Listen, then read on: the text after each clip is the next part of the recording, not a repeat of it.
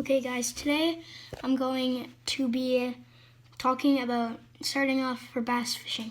So I've just started bass fishing for I think 2 years now. It's very fun. I go for smallmouth most of the time since I live in Canada, and there's a lot of them around here. What I like to use, these are the main baits that I like to use.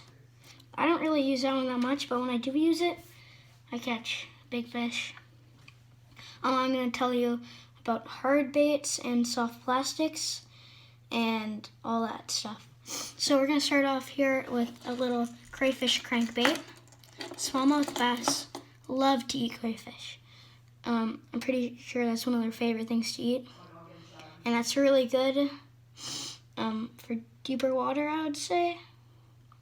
It only goes 3 feet down, but it catches fish really easily and has a good rattle inside. I really like it. And there's another way to catch smallmouth. It's using jerk baits. You jerk your rod and then it makes it pop underwater. Like it makes it go like this. And it makes the fish want to bite it. It's a really good bait. I like it. Catch lots of fish. Catches small and big fish. It just catches whatever I like to eat it, and it imitates a little minnow. And then I have the spoon, which is a good smallmouth and pike bait, and even for trout. It just imitates a little minnow or something, and it's really shiny. It has a shiny side. And this is called a spinner bait.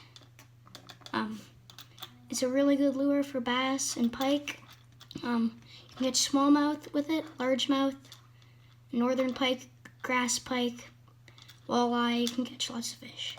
So these are meant to look like minnows in a skull, and they normally bite this part because you can, like, once they get closer, they see it and they think this is more appetizing than the metal blades.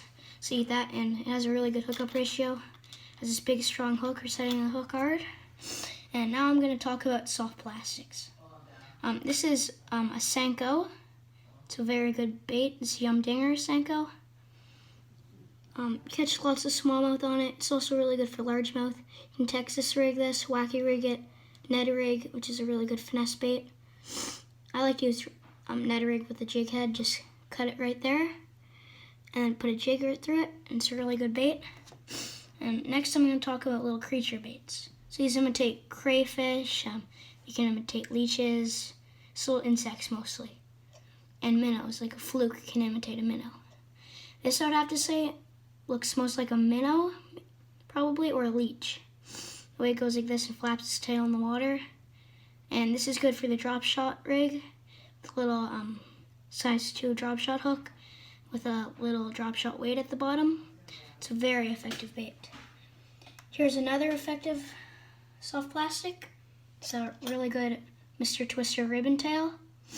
It catches not only smallmouth and largemouth, but it does catch pike.